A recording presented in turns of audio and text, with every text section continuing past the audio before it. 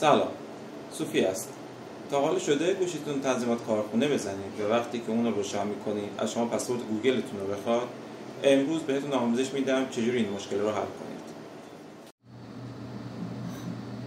خب برای این آموزش داخل ستینگ خودتون برین، About Phone، Detail Info. برای گوشی های شیائومی و پوکو روی OS ورژن 5 بار بزنید و برای گوشی های سامسونگ روی کرنل ورژن بزنید. بعد گزینه Developer Option برای شما باز میشه داخل ستینگتون. بعد اینجا بیاین و گزینه OEM Unlocking، این گزینه رو حتما روشن کنید که بعد از تنظیمات کارخونه از شما پسورد گوگلتون رو نخواد. اگر هم سوالی داشتین داخل کامنت ها بذارین، حتما جواب میدم. خدا نگهدار.